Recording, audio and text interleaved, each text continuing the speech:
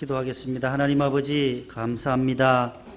새해를 주님의 은혜로 시작하였는데 우리의 삶 가운데 행복과 기쁨과 평안보다가는 때로는 분쟁과 시기와 질투와 미움과 불안한 마음이 더 많았었음을 이 시간 고백합니다. 오늘 예배 드리는 가운데 우리의 죄악을 말끔히 씻겨 주시어 새로운 피조물로 거듭나게 하여 주옵소서. 오늘 홈커밍 총동원 주일로 예배를 드립니다. 낙심과 시험에 빠진 자들과 잃었던 영혼들이 주님 앞으로 돌아오는 기회가 되게 하여 주시옵소서. 또 4주간 동안 수고하신 여러 우리 임원들, 총무부장님과 우리 실장님과 새가족 부장님과 여러 우리 부장님들 충성하셨습니다. 하나님 아버지 좋은 결실로 열매 맺게 하여 주옵소서. 오늘 또 주께서 사랑하시는 주의 백성들에게 한량없는 은혜로 축복하여 주옵소서.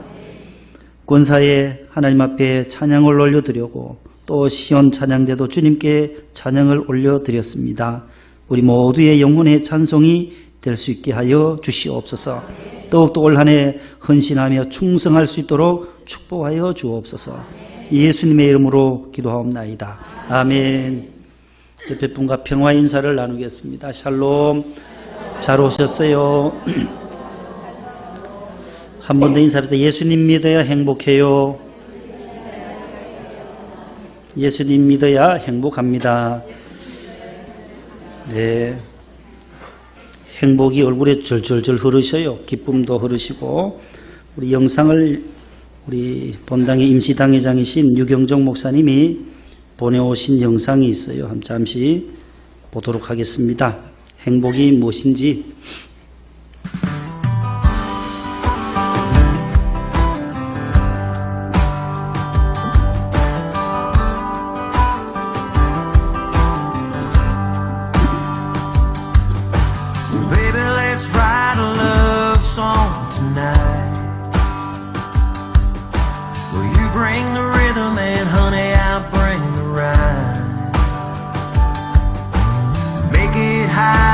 Make it low.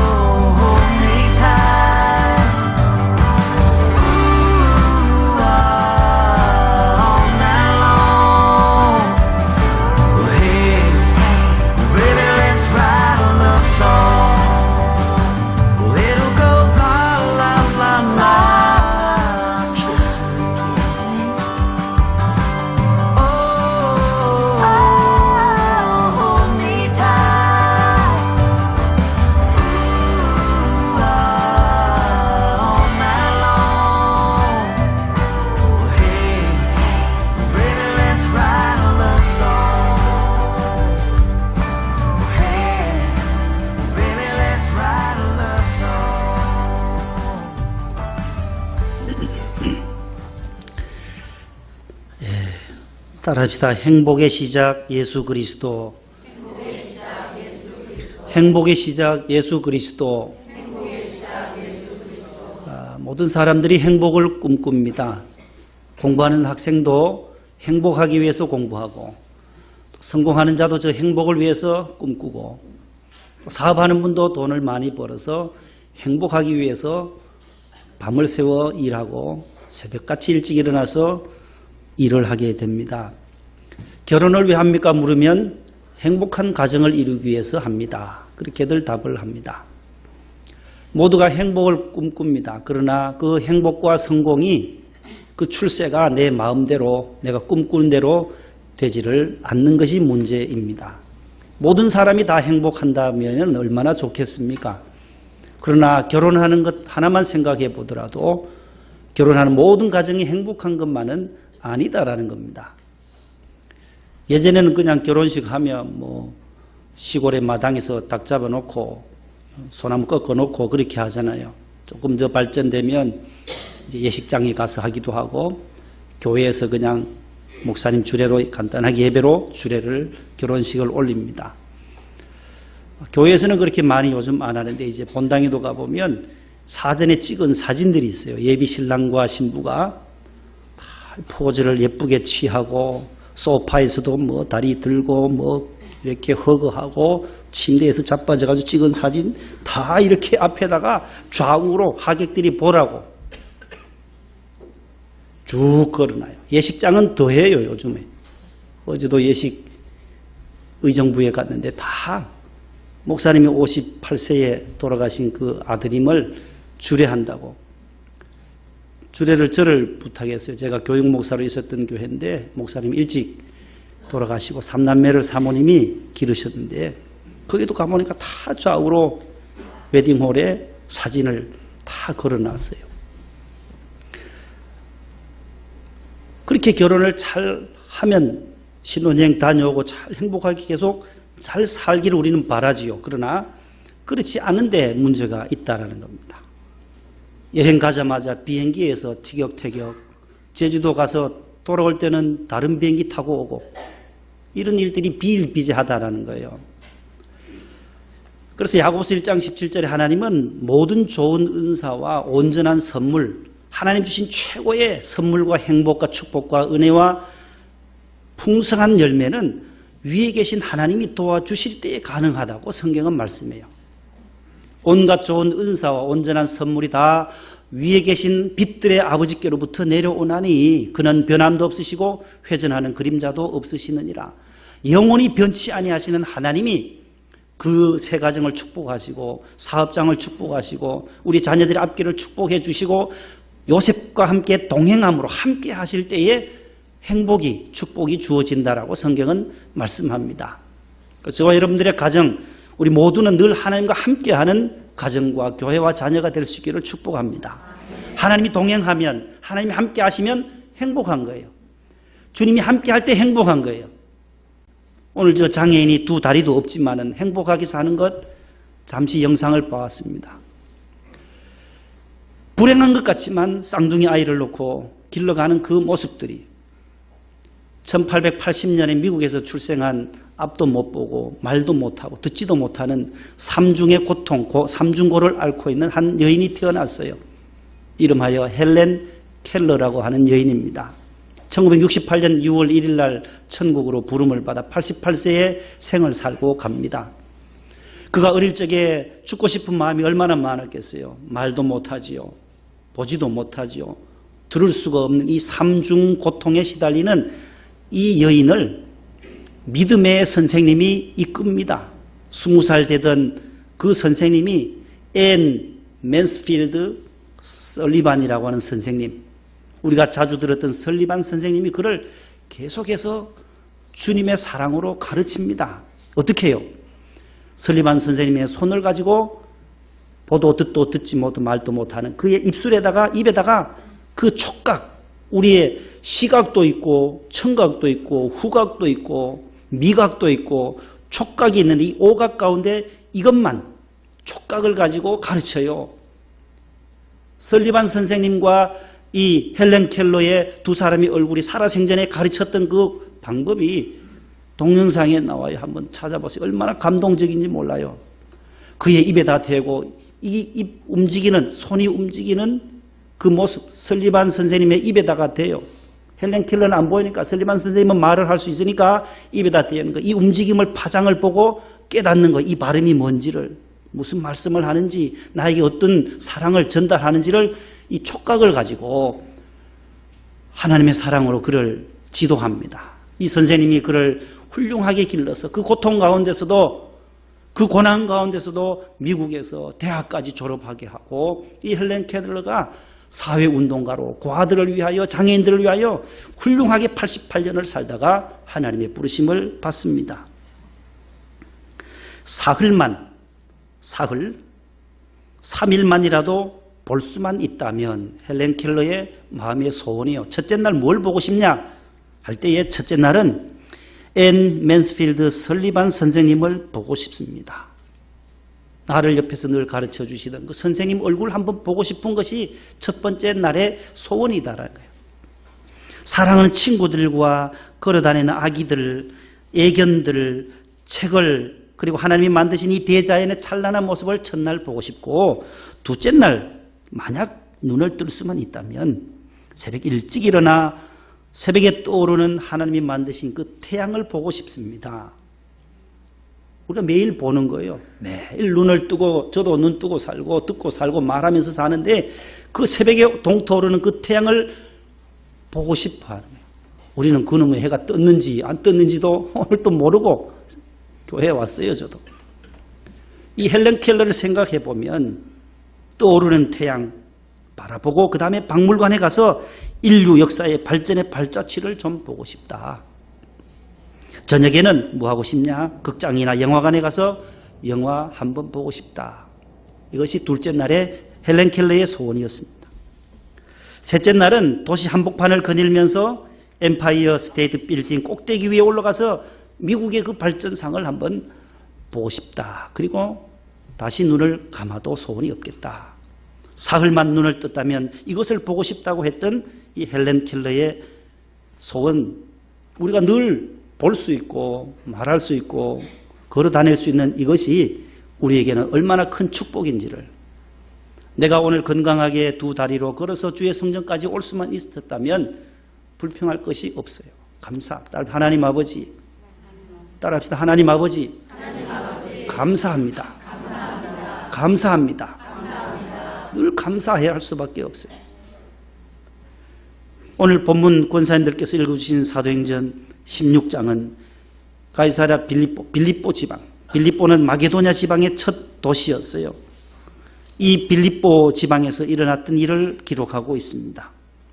복음 전파하던 바울과 실라가 하나님의 사역을 일하는데, 복음을 전하는데 그 유대인들 시내에 있던 빌립보 시내 사람들이 귀신 들린 여종을, 귀신을 쫓아주었으면 할렐루야 하고 주님을 믿어야 하고 그 기적과 이자를 바라보고 바울과 실라에게 참 고맙다라고 인사해야 할 텐데 역으로 바뀌어지면서 감옥에 가두어 버려요.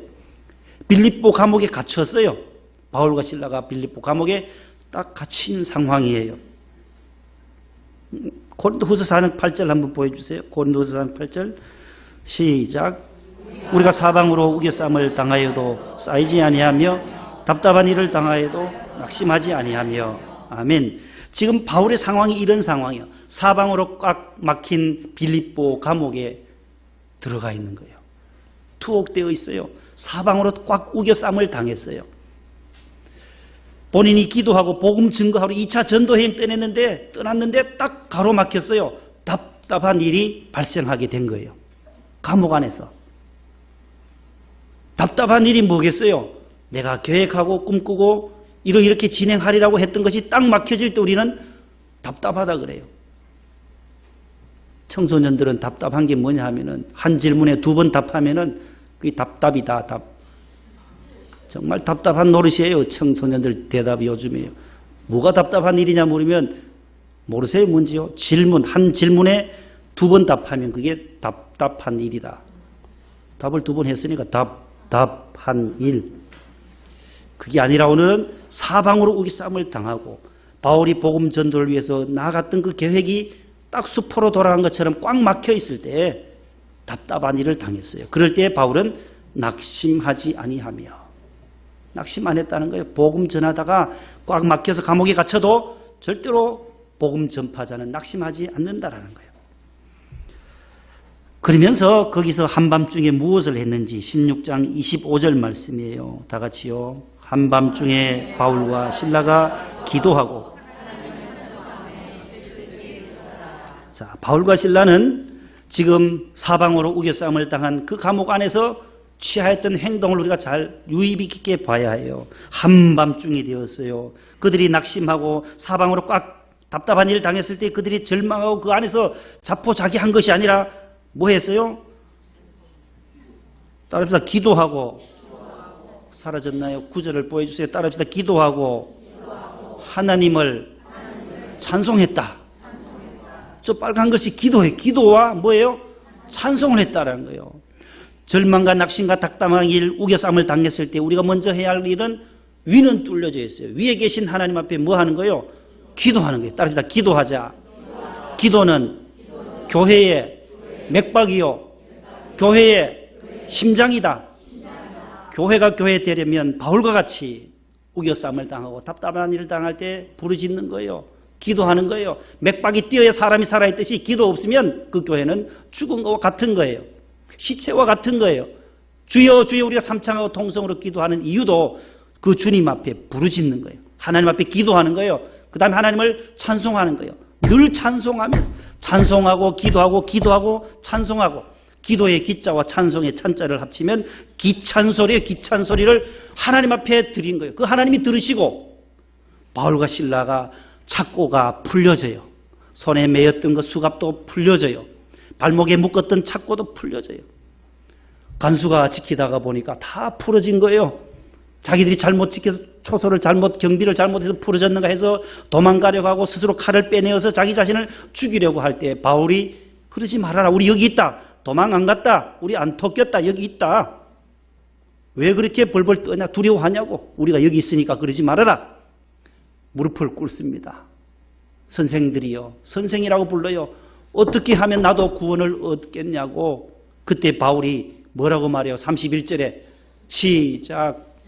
주 예수를 믿으라. 그리하면 주 예수를 믿으라는 거예요. 제일 먼저 전했던 것이 저것이에요. 주 예수를 믿으라. 딴 것 안 전했어요. 예수님을 전하는 거예요. 예수님을 믿으면 너와 너의 집이 뭐예요? 구원을 받는다.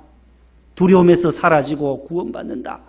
그랬더니만 그도 영접해요. 예수님을 받아들여요. 그리고 자기 집으로 데려가서 맞았던 곳 다 씻겨줘요. 바울과 실라의 상처를 씻겨주고 음식을 차려서 먹게 하고 우리 가족에게 세례를 베풀어 주세요 해서 온 가족이 세례를 받고 마지막 34절에 뭐라고 말해요? 그와 온 집안이 하나님을 믿음으로 크게 기뻐하니라. 이게 오늘의 결론이에요. 예수님을 믿고 구원함을 받은 이 간수장이의 구원 계획이 오늘 본문에도 본당에도 오늘 총동원 주일이라서 삭개오의 구원, 우리 지난번에 했던 원로 목사님 누가복음 19장 말씀이에요. 삭개오도 그 세리장이었는데 예수님을 뽕나무 위에서 주님이 영접하고 내려와서 자기 집에 가서 구원하던 것처럼 나는 잃어버린 자를 찾아 구원하러 왔다. 그래서 예수님의 이름의 뜻이 구원자라는 뜻이에요. 따라합시다. 예수님은 구원자이십니다. 나의 구원자라는 거예요. 구원자, 구세주, 구주라는 말이에요. 예수스라는 뜻은, 예수님의 이름의 뜻은 저희의 죄를, 저들의 죄에서, 백성들의 죄에서 구원해 주신 자, 그분이 바로 구원자가 예수님이시다라는 겁니다. 행복의 시작은 어디서 시작합니까? 행복의 출발은 예수 그리스도를 영접할 때 출발하는 거예요. 행복한 가정을 원하십니까? 행복한 사업장을 원하십니까? 우리가 성공하고 행복하려면 하나님 없이는 불가능하다는 거예요. 하나님을 믿는 그 믿음으로 나아갈 때 그 가정에 행복이 있게 되고 기쁨이 있고 웃음이 넘쳐나게 되는 줄로 믿습니다. 주 예수를 믿으라는 거예요. 로마서 10장 10절과 13절 다 같이요.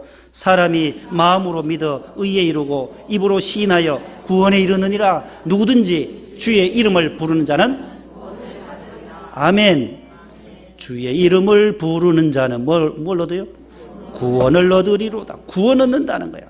죽어가는 자를 살리는 거예요. 우리가 다 죽을 죄인들이었어요. 지옥 갈 영혼들이었어요. 그러나 하나님은 독생자를 보내시고 구원하시는 거예요.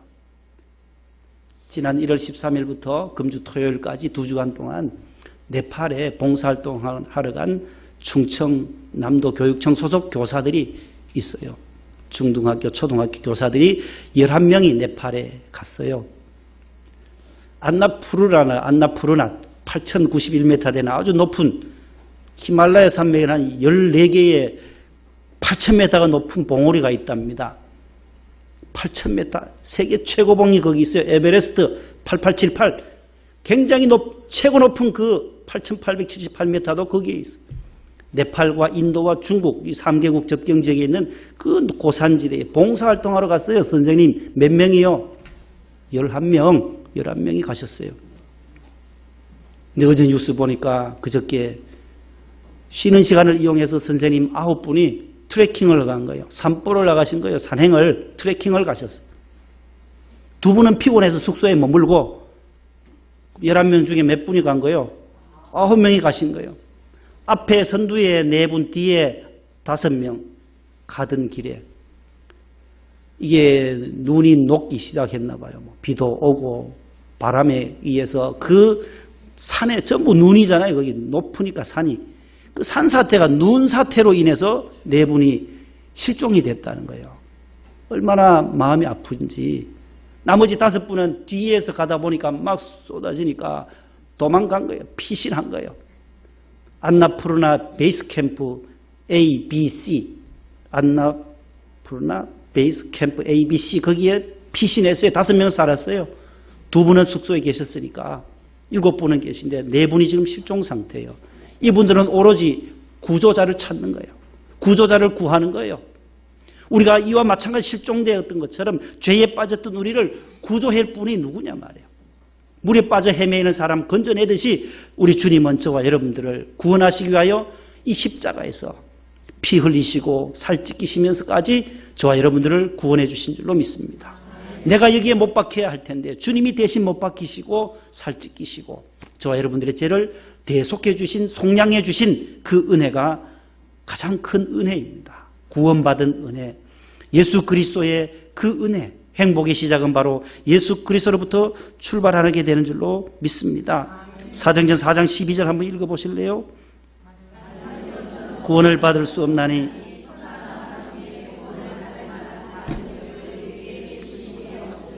예수 그리스도만이 진정한 구원자다. 다른 이름 주신 적이 없다. 문선명도 아니요, 이만희도 아니요, 박태선도 아니요, 오직 예수 그리스도 그분이 구원자이심을 믿으시기를 바랍니다. 135쪽 예수 믿으세요 반주 들어갑니다. 복음성 함께 불러봅니다. 우리 1절만 한번 불러봅니다.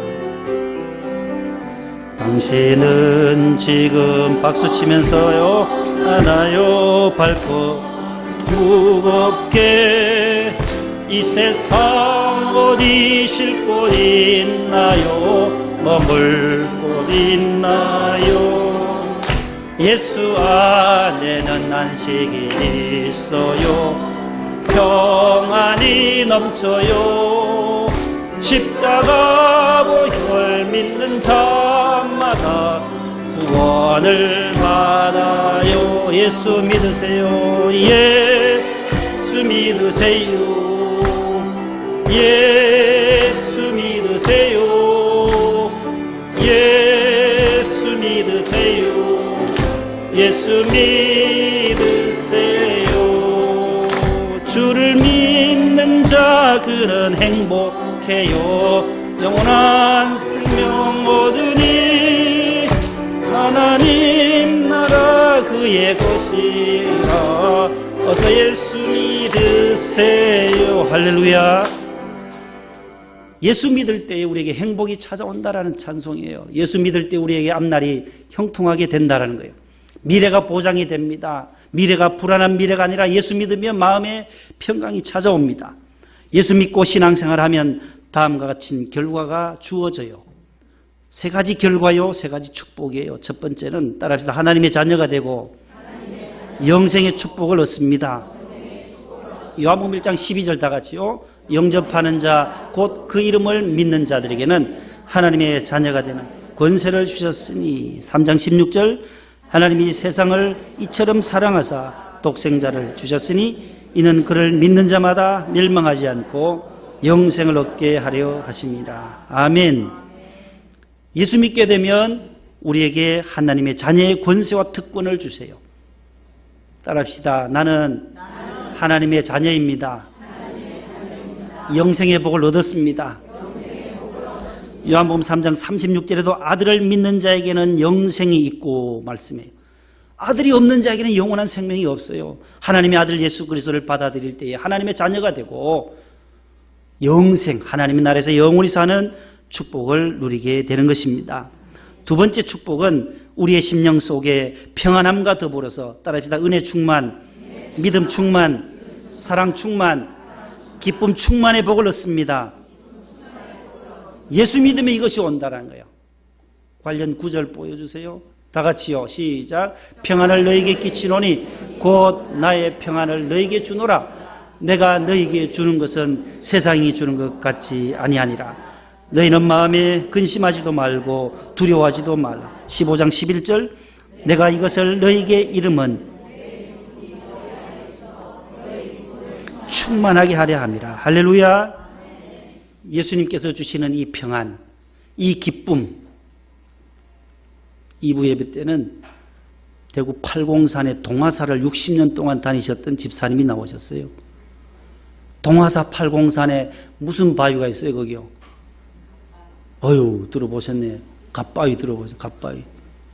입시철만 되면 갓바위에 인산인해로 올라갑니다. 갓바위.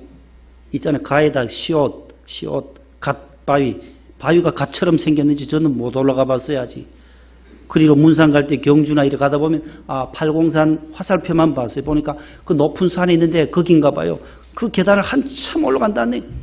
거기를 수백 번 올라가신 집사님이 여기 오셨어요. 오늘 2부에. 어떻게 그렇게 올라가셨는데 예수 믿게 됐냐. 그 자녀와 그 사위와 본당이 다 안수 집사님, 권사님이 다 됐어요. 그 어머님이 팔공산을 발을 딱 끊는 순간 자녀들이 다 예수 믿어야 된다. 그 올라갔더만 다리 무릎 관절만 아프지 돌아온 게 아무것도 없더란 게 돌아온 게. 관절염만 생겼지 팔공산 갓바위 그놈의 바위 아무것도 안 주더라는 거예요. 아무것도. 그 바위는 하나님이 만드신 건데 그 창조주 하나님을 믿어야지 하고 예수님께로 돌아오신 거예요. 돌아와서 우리 교회에서 이렇게 믿음 생활을 하시면서 자녀들 전도하고 다 예수 믿게 하고 사위까지 안수집사님으로 그렇게 다 세웠어요. 본당에서도 충성하고 오늘 자부와 또 따님과 함께 자부하고 아드님도 오늘 2부에 다녀가셨어요. 예수 믿으면 우리의 모든 과거의 죄들을 씻어주시고 우리의 삶을 더욱더 윤택하게 하고 마음에 평강을 주시더라는 거예요. 동화사 올라가니 갓바위 올라갈 때 숨만 차고 무릎 아프 평안도 없더라는 거예요. 불안이 더하고 평안이 예수 믿으면 평안해요. 마음이 불안하지 않아요. 잠도 잘 와요. 설교 듣다가도 주무셔요. 설교 듣다가도 잠이 잘 와요. 마음이 평안하니까 내 영혼 평안해. 기쁨과 사랑과 은혜와 믿음이 충만한 삶을 살게 되시기를 축복합니다. 마지막 세 번째입니다. 따라합시다. 영적인 은혜의 풍성함과 부요함의 축복을 얻습니다. 예수 믿으면 영적인 복을 받아요. 풍성함과 부요함의 축복이라는 거예요. 부자가 아니에요. 예수 믿는 사람 중에도 부자가 있어요. 그러나 다 부자는 안 돼요. 그런데 다 부자 되는 것처럼 복음을 전하면 안 된다는 거예요. 예수 믿어도 가난한 가운데서도 잘 믿는 이것이 복음이라는 거예요. 예수님의 복음은 가난한 가운데서도 주님만으로 말미암아 만족해하는 그 사람도 있고 하나님께서 물질의 복을 주셔서 선교하는 데 쓰임받는 그런 가정도 있다라는 거예요. 부자만 예수 잘 믿는다? 아니에요. 가난한 자 가운데도 얼마나 사글세 빵에 있으면서도 주님만을 바라보고 말씀대로 살려고 하는 분들이 얼마나 많습니까? 욥에게도 고난이 있고 욥에게도 그 아픔이 있었다는 거예요. 그렇게 동방에서 제일 잘 믿던 의인인데 하나님은 다 물질을 쏟게 하고 하나님을 연단받고 하나님을 의지하게 만드는 욥을 보세요. 성경에는 양면이 다 있다는 거예요. 잘 믿어서 부자 되는 사람도 있지만 가난하게 살면서도 순결하게 청결하게 청빈하게 살면서 예수님을 잘 믿는 사람들도 성경에는 나온다라는 거예요. 우리가 비록 물질의 복은 부족하지만 영적인 복은 내가 받았다라는 분들 그것으로 만족하시기를 바랍니다. 하나님 나도 한 100억 주세요. 500억 주세요. 800억 주세요. 1000억 좀 주세요. 안 주실 때도 있다는 거. 주시는 가정들도 있지만 안 주시는 가정은 받아들여야 되는 거. 아, 나에게 주시는 분복은 또 다른 복이 있구나. 부유함의 복이라는 거예요. 에베소 1장 7절 말씀 시작. 우리는 그리스도 안에서 그의 은혜의 풍성함을 따라 그의 피로 말미암아 속량 곧 죄사함을 받아. 고린도서 6장 10절 근심하는 자 같으나 항상 기뻐하고 가난한 자 같으나 많은 사람을 부요하게 하고 아무것도 없는 자 같으나 모든 것을 가진 자로다. 8장 9절 우리 말미암아 너희를 부요하게 하시고 하나님의 아들이 가난하게 되시고 십자가를 지게 하심으로 우리를 부유하게 하셨다. 우리를 살리셨다라는 거예요. 부자가 아닌데 성경에는 부자 된다는 말이 없어요. 부유해지고 풍부해지고 풍성해진다라는 말씀은 있지만 예수 믿으면 하나님의 은혜로 풍성한 복을 여호와는 나의 목자시니 내가 부족함이 있다 없다?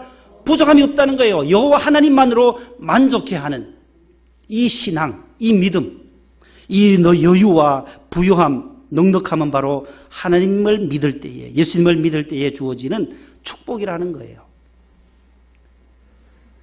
그 사진 한번 뒤에 방송실 한번 보여주실래요? 죄송한데 우리 고향 저희 집 앞에 있는 거예요. 지난번에 제가 설교할 때 저희 아버님이 140평을 동네에다가 기증했다 했잖아요. 그 땅에 지은 경로당이에요. 어제 그저께 했나 봐요. 사진을 행사 끝나고 보내왔어요. 저 꽃받은 분이 저희 아버님이라요. 그래 집사람이 그 140평 날 주지 왜 동네에다가 갖다가 바쳐. 아유 날 주시지 아버님이.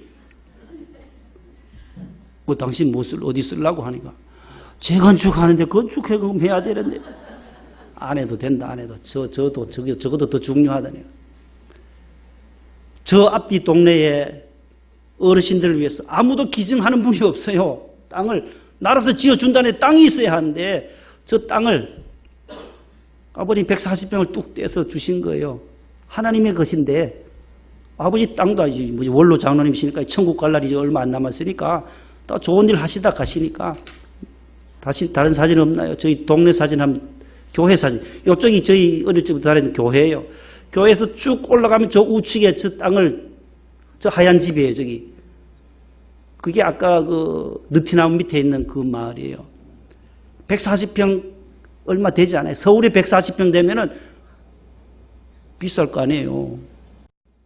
여기 지금 우리 80평을 18억 4천 주고 샀으니까 옆에 빌라요. 80평을 뭐 그 정도인데 몇십억 되는 건데 우리 집사람 줬더라면 여기 별로 도움이 안 돼요. 서울 땅이 알아야 좀 도움이 되겠지. 저렇게 만들죠. 저 느티나무 밑에 저렇게 잘 지었어요.